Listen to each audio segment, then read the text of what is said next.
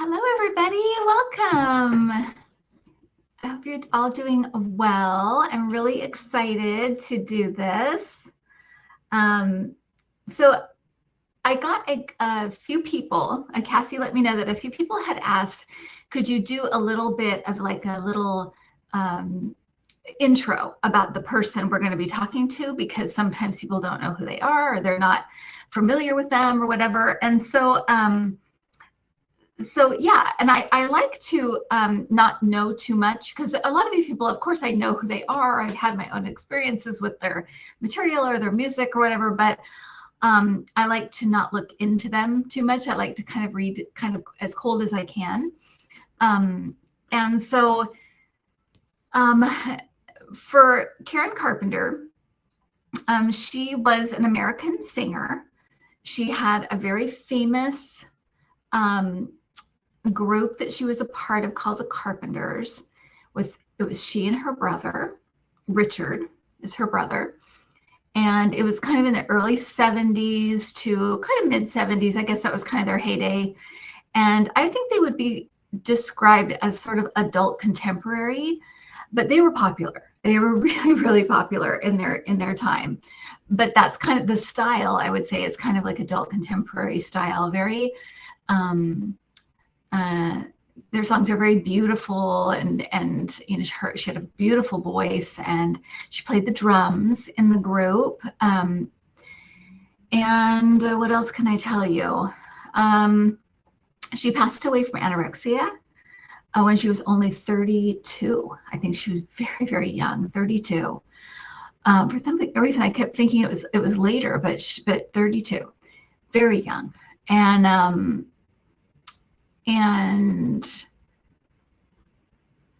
I think this will be really interesting to talk to her, because I don't know a whole lot about the background stuff. Now, this is, for full disclosure, this is the third time I've talked to her.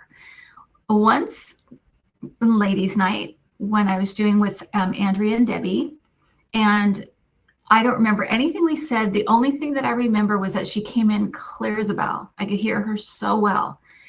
And then when I was doing Danny's show, she came in with Janis Joplin. The two of them came in together, which is like a strange pairing, right? But they came in, and again, I don't remember too much about that. I don't even know if I remember anything, but they came in together, and it was very brief, just a really tiny little message.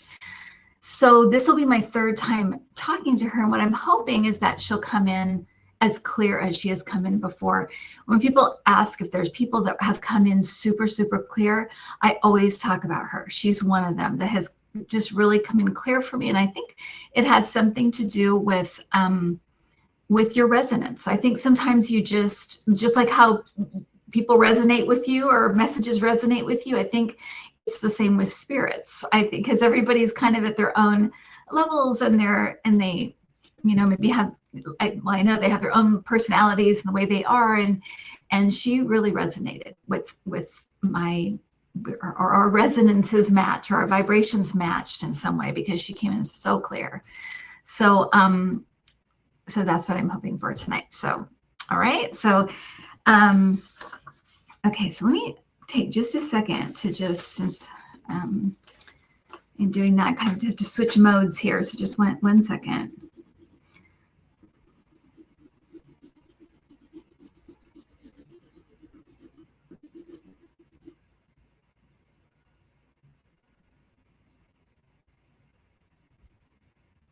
So as she comes in, she has like how do I describe this? It's almost like a kimono. It has like, it has kind of like longer sleeves, and it's white with kind of like what looks like kind of flowering or some kind of pattern at the top. But it almost looks like a kimono, like a dress. But it has that style, that kind of crossed here, and then the longer, kind of fuller sleeves. I mean, it almost looks like a robe in a lot of ways, but it's clearly a dress. It's not like a robe material. And her hair, that's what I was kind of stuck on, because her hair is long, but it's kind of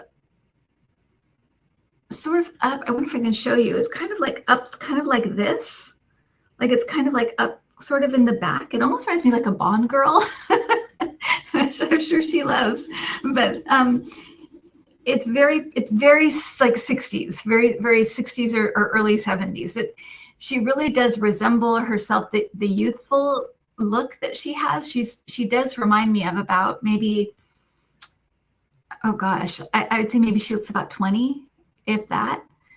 She looks very, very young. And she's just smiling ear to ear. So I think she's excited to do this. And she just said, thank you. So I think she's ready to go. All right, so why don't we get to our first question, Gina. We've got Gina back there penning out the questions. Thank you, Gina. Craig. Okay, I'm gonna put my glasses on. Sorry, guys. Okay.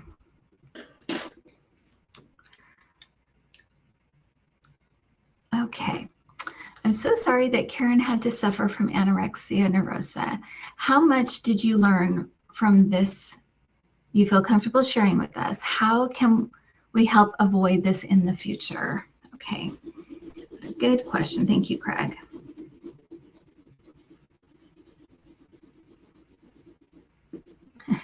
She's kind of like, where do I start? She says, I have so many feelings about this even now. It's hard to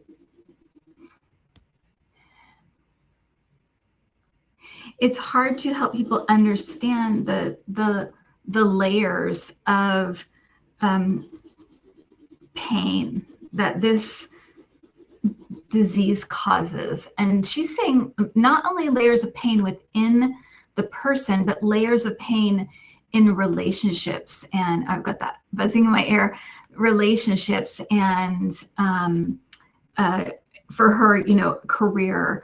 It's just a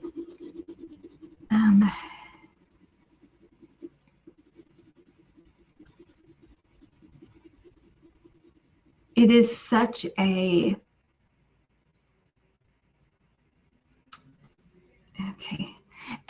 it's so difficult to get out of its grip, is what she's saying. And that even when you feel like you're out of its grip, you'll have triggers. Things will trigger you and you're back in. It's a very, very difficult disease to live with.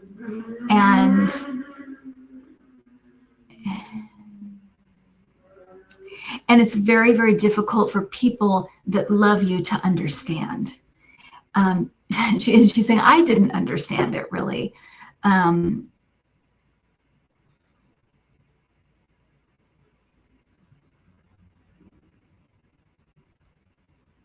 she's saying there's a whole thing about like shame attached to it as well. And she thinks that the feelings of guilt and shame related to this disease was why it still is something she's working through. It's like still something she's understanding and kind of, it kind of still feel like she's kind of going through her life and kind of understanding it through the lens of this disease. It really did. And she's saying too that it's mostly women, but there are men also. She's saying that. And how can we avoid it in the future?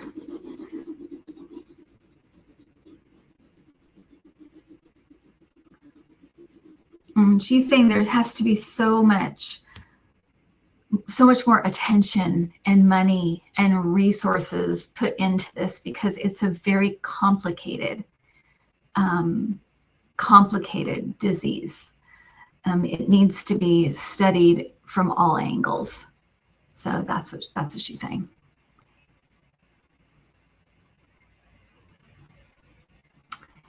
Kim, I would like to know if she has seen Tim McGraw and Faith Hill's daughter singing her songs and everyone's response to how much we all love being reminded of Karen. I was born in 1960 and loved her. Okay.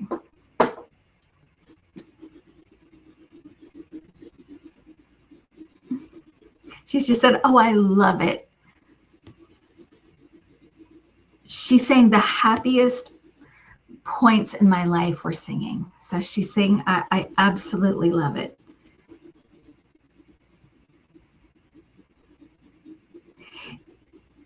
And she's saying that there is something in the like the vibrational quality, the melodies, the tone that this world needs right now that are in those songs. So she's saying, I really appreciate young artists doing them, because we need that kind of vibration, or that kind of I feel like she's talking about like melody and tone, and that like reverberation of music, but that kind of music. I think that she's getting to the fact that it's, you know, it's soft. They wrote a lot about love. It's very, and it was very, it connected people. And so she's just saying that could really be so beneficial right now. So she loves it, loves it.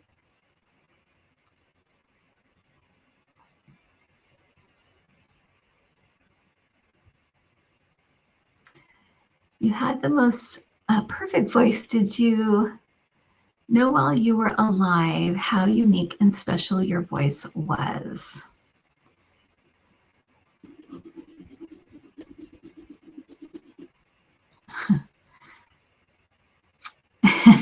She's saying yes and no, because she's saying that she knew it was unique to what was out there, because she's saying it was a lower voice, a lower register, but she didn't see that necessarily as a good thing. So because she felt kind of like masculine or something. She didn't feel like she fit into what was happening with female vocalists at the time, because she's saying like high and lilting, and hers was kind of lower and like strong, like it had a more powerful, you know, intensity to it. But she but she's saying when she sang, it didn't matter. It didn't matter what anybody thought. She just loved to sing. And she said it fed in perfectly to her perfectionism, because when you recorded, when you sang, you really could get things almost perfect. She's like, never quite perfect, but you could, it was something she could really, it was the thing that she could best sort of mold with her perfectionism, and it was a good thing. It made things better. So it was, and so I feel like what she's saying is that because she was a perfectionist in music, that was a good thing. That was a well-received thing in her life around herself, not so much, or maybe in other areas, but in music, it was like a perfect match. And she's saying her brother was just like her in that way. She was a little less intense when it came to music. She was a little less intense, but they had that in common, that they wanted things to be as perfect as they could be. And so she loved it. She absolutely loved it. Is she surprised by how many people consider her voice is still admired? Is she surprised by how many people consider her voice and is still, I guess her voice is still admired? So yeah.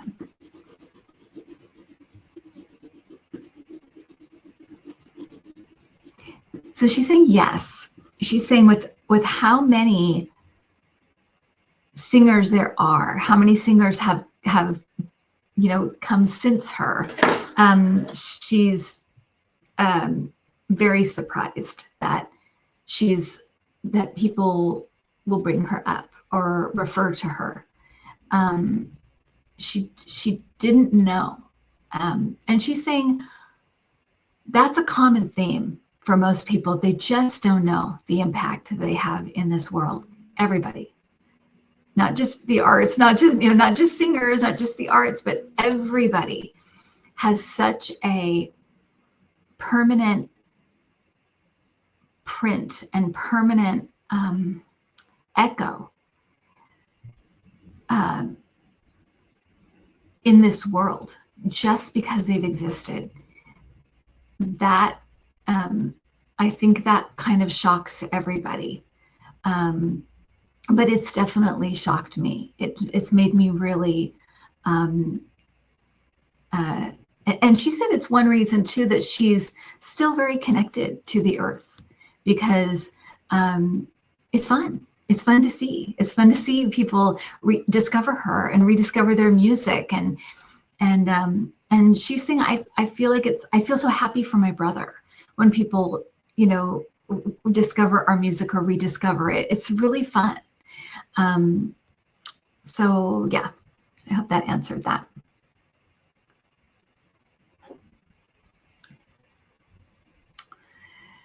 Did she have regrets about her life when she first passed over? Mm-hmm.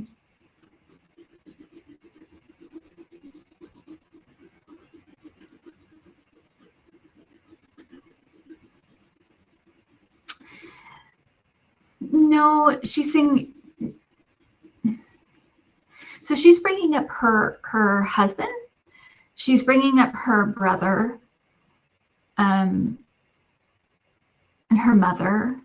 She knew it would be hard on certain people, and she had the choice to come back. So this again feels like an exit point. I think Diana said she took an exit point. And once again, she's kind of like, I wouldn't have been around much longer, but I was tired, and as soon as I felt, oh my gosh, as soon as I was back in the spirit realm or back connected again, I figured out what had been missing my whole life. That was it. And she's like, once I was there again, I just didn't want to leave. I just wanted to be home. And I'm getting chills with that. And she's saying some people have a real, like a longing for home their whole life. And I was one of them. And she's saying that I used to, everything, my whole life, it felt like it had a layer of melancholy all the time in the background. And she couldn't quite figure out why. And when she got home, she realized this was it. This was what I was missing. And so she just couldn't come back. But she also knew that it would call attention to what she had been suffering with. She knew that her body was actually beginning the stages of kind of shutting down. So she wouldn't have been around too much longer anyway, maybe a year or two. And she just couldn't bear the thought of leaving again. So she was tired. She's really tired. Oh, that was very I could feel that through my whole body. That was very emotional for her to talk about. Terry Mack says, I never got to meet her. I'm also a female drummer. I'm in my 70s now, and I'm wondering if it is possible to meet her when I get to the other side. Does she take a meet and greet?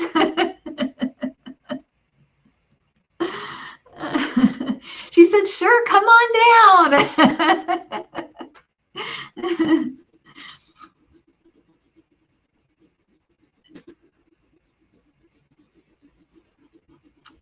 She is saying that she never understood her real connection to the drums, that she always loved rhythm and was very good at it. But she's saying that when she started to understand some of this, like, I don't know if she realized it when she was there, but she's equating it to kind of like how we have drum circles and things, and how we have spiritual benefits from the beating of drums, or like Native American, that they have this connection to the spiritual through drums. And she's saying that's one of the reasons that I couldn't name it. I wouldn't put it that way, but that's part of the reason that I was so comfortable and really enjoyed playing the drums. And she's saying I had a lot of anxiety, so it was really good for my like stage and stuff like that. That it was very good to have the drums to lean on and to kind of ground her. And she's saying too that when she started to have to be more out front, like out from behind the drums, that was a very difficult thing. It's almost like her anxiety went kind of in all different, kind of manifested in different ways, because she didn't have that grounding of the drums and that ability. But she didn't know that that it was so helpful. She had no idea. So yeah, so absolutely, she would love to meet a fellow drummer. Absolutely. She also may be telling you that too. I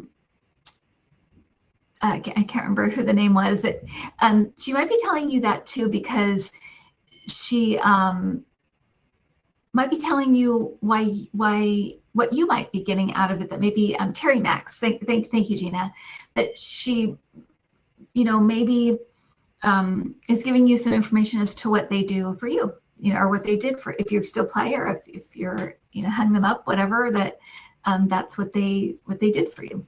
Yeah.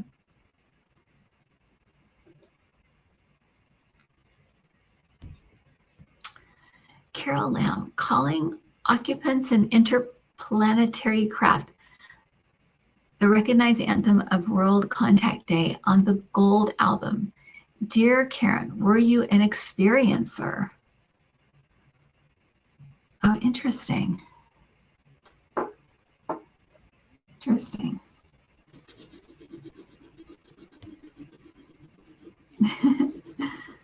She's saying not directly, but she had, she's kind of like, I had my hunches. So I feel like she kind of had her own beliefs about it and her own kind of knowings, maybe, that she kind of kept to herself, but that was very, that kind of, and she's talking about like David Bowie, and that there were other artists that kind of had a feeling or a connection to other planets and other beings, and she's saying I would kind of brush it off as like, oh, that's silly, but there was a knowing there that there was more, and that there's more for us to know, basically. So not directly, but sort of an inner knowing. I hope that answers that.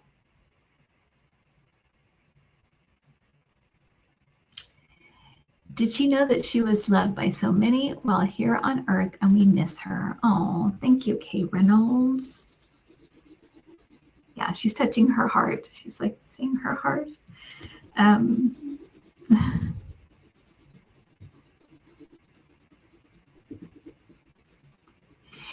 So that's what she's saying. That's was part of the problem, that she had a really hard time receiving love and believing that, like, if you really knew me, you wouldn't like me at all, like that kind of thing. So it's almost like imposter syndrome a little bit, it sounds like. I felt a little unworthy,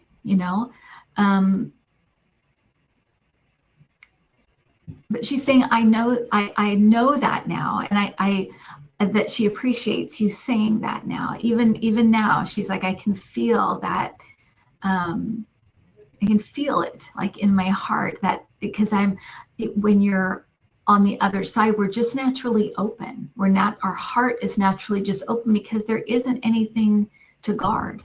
We're all connected. So even just that, he's saying that she can feel that, and she's saying like she feels it so much now, and it would have done her so much good if she could have just received that and just not questioned it and just let it come in. But and she's saying at some points, because she's showing like live shows, and she's saying at some points it was undeniable. It was just coming at you, and you couldn't deny it. So she's saying I had moments. I definitely had moments where I knew there was just love coming at me, and it was beautiful. And she's just saying she wished she could have been more accepting and just let it in. It would have helped so much.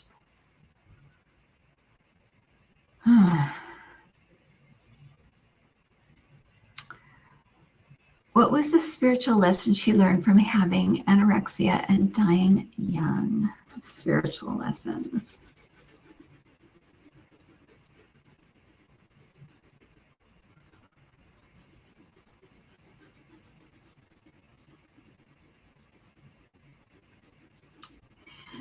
And so she's going to how important loving yourself is, that it's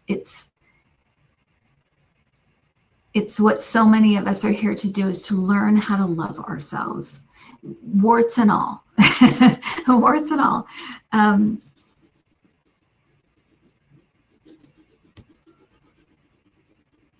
so she's saying she's almost like, there's so many things, like where should I start? But basically,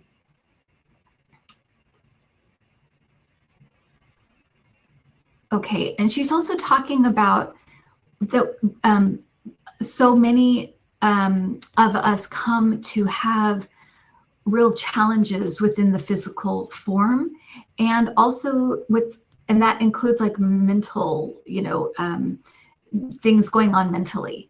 And so she's saying there were almost like built-in challenges that sort of just, I would say they went off the rails, but they got, because she's saying that her plan was to get better, like to not really get lost so hard into the throes of anorexia nervosa. That really wasn't the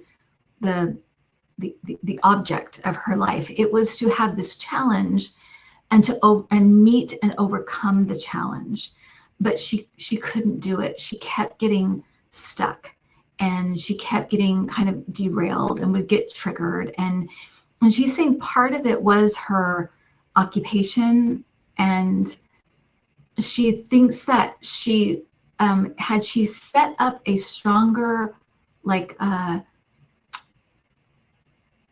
early support system. So I feel like she's talking about her parents, to be honest. I feel like she's talking about her parents, like an early support system, that it maybe would have been a little more like she kind of anticipated. But she was meant to have some challenges with the mind and the body, like related to those things, but was meant to overcome them, or that was the hope, was to kind of overcome them and then talk about it, like teach people about it and talk about it. So, but she's saying that don't,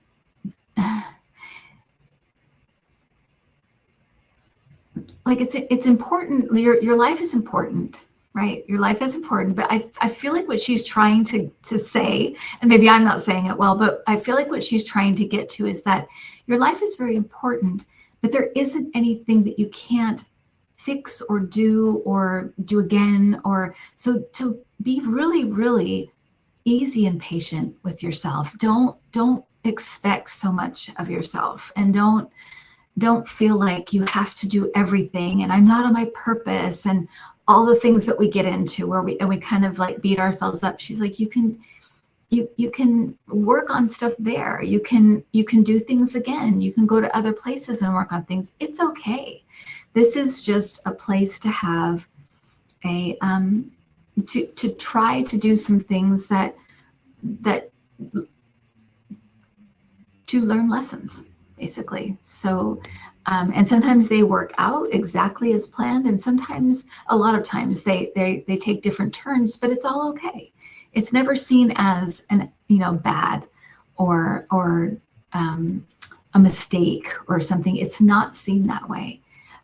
It's all for the purposes of learning, and it can all be used for learning. So it's all good.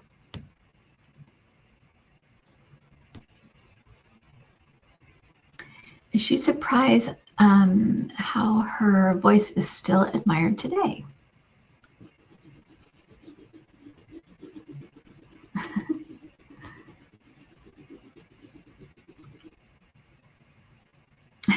She really is. And she said I had people that were famous artists at the time tell her, "You're my favorite singer," or "You're my voice, you're I love your voice," and she wouldn't believe them. She just thought they were like flattering her or just saying it to be nice.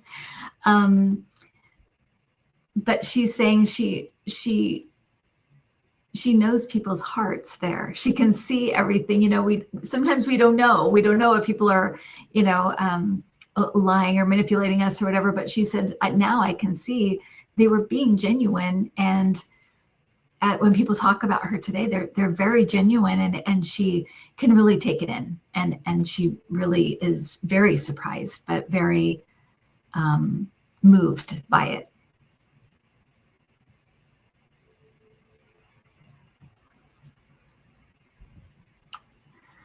I wonder what her real feelings about her brother are. As the family's anointed golden child, he had a lot of power. The dynamic was worrisome. Okay.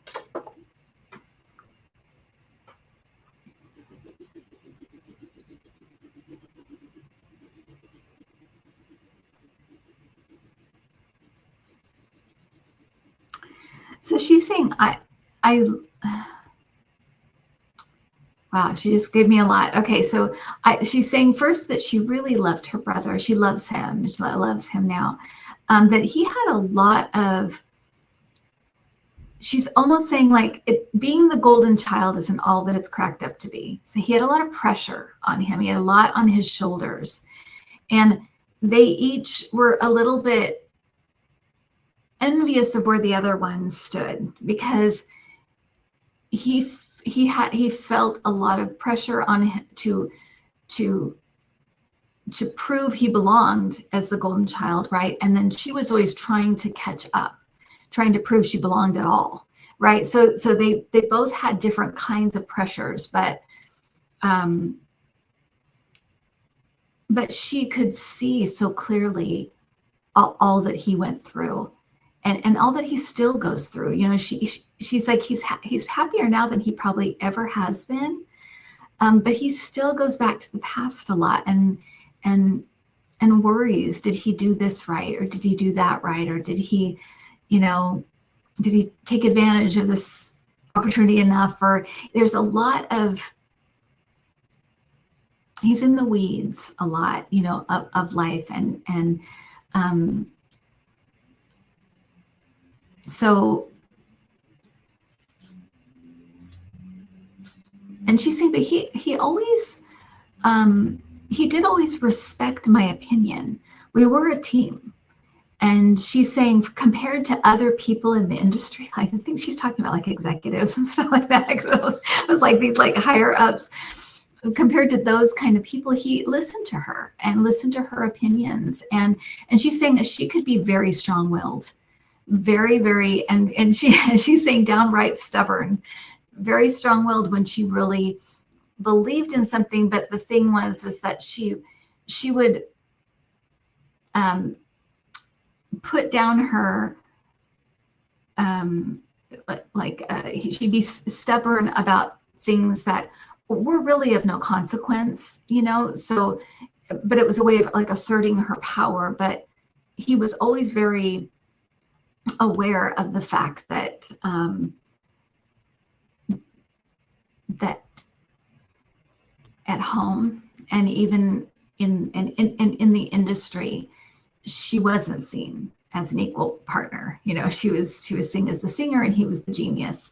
So he always did ask her opinion, and he always did care about what she wanted. He was hard on her, but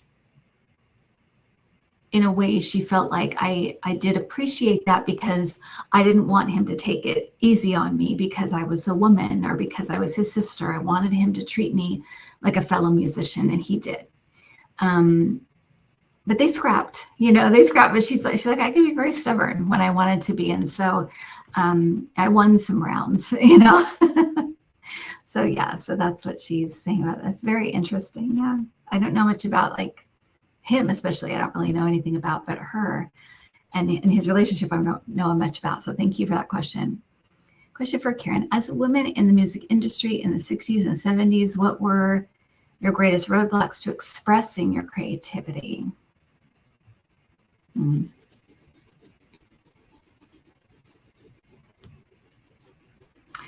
Okay. So she's saying she would, oh my God. So she's saying she would work on something or work on a song, do a performance she was really proud of, and she would come off the stage and they would say, you got pimples, or you got, she'd always be reduced to her looks in very, and she's saying it's by design, that women are kind of meant to be in this box. They need to break that open and stop caring about that stuff. But she's saying at that age, at those ages, and with my background growing up, with my mother, I guess she has a thing with her mother. I think she's critical, and that it would stick, and it also tied into her perfectionism, being a perfectionist. So it hit it's like pushing your buttons. It hit all the buttons, and it was a way to keep me not getting a big head, not thinking I deserved a bunch of stuff or more money or whatever. It kept her in this box. And she's saying with her, it was easy to do. She was very vulnerable when it came to what she looked like. And so, so that was her experience and why, and those were the roadblocks. And we know how it ended, right? So, yeah. Unbelievable. Is Karen coming back, and will she be a singer again?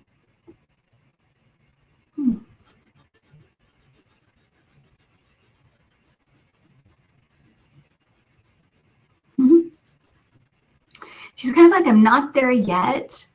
Like I haven't not like fully planning yet. She's still kind of working on things, and I feel like she's kind of waiting for her brother, waiting for, because it's a group thing when you kind of go through your lifetimes together and everything. So I feel like she's waiting for people to get there to kind of go over what happened and how, and what to do next time.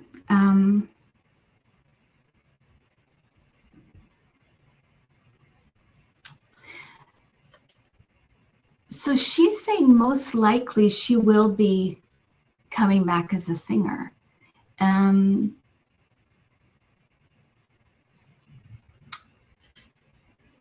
Is she's taken that ability with her into many lifetimes, and it's always a source of comfort and a kind of a link to home, a link to the spirit realm.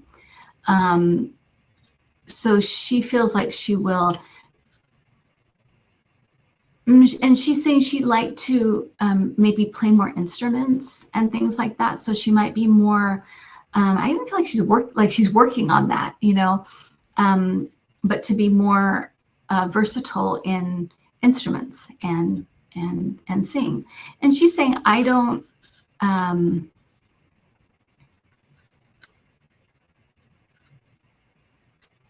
she's saying it might be on a much smaller scale, you know, kind of keeping it small, but she loves having that, her voice and her ability to sing, or that ability with her when she comes to the earth plane is a comfort.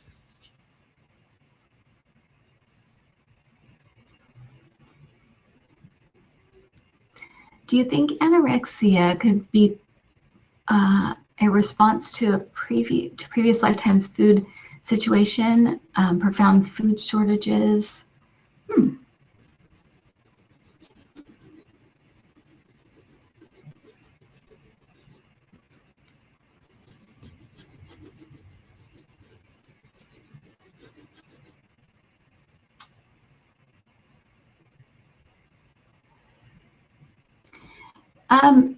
So she's saying yes, it can be.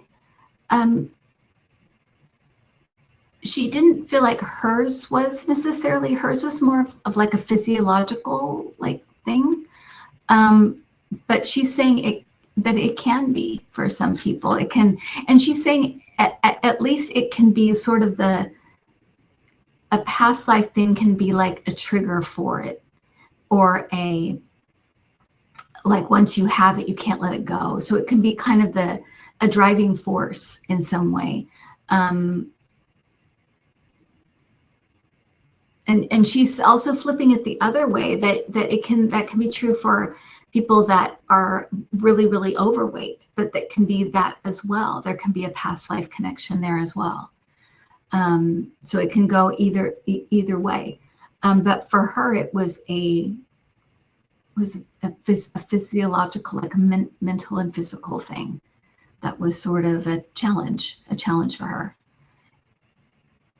Yeah. Why don't we do one more, if that's okay, Gina? I feel like she's a little bit quieter now, so I just want to know that does she still sing?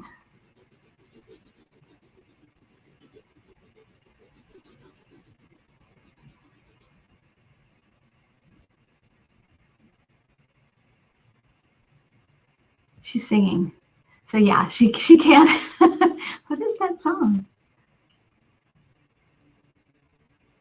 Can you guys hear that?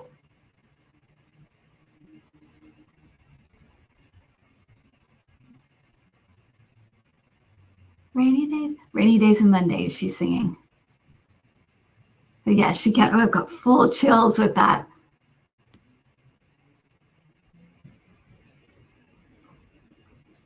Because I can hear it in my mind's ear, but I also felt like I could hear, like it was like in my ear, but it sounded like.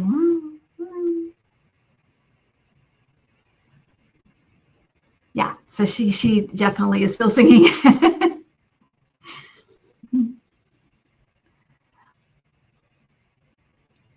Okay, everybody, thank you so much. Thank you, Gina. I'm so glad we got through this without any freezing. Yay! I'm so glad. All right, thank you, everybody. If you're wanting to be in the empath class, please let me know. Just send me an email and I'll send you the information. There's a couple of spots that you can fill, so please do. And it starts on Tuesday. So if you are interested, let me know. And thank you, everyone. Thank you, Gina. I'll see you guys next on Sunday. I'll see you guys for Sunday. All right. Take care, everyone. Bye.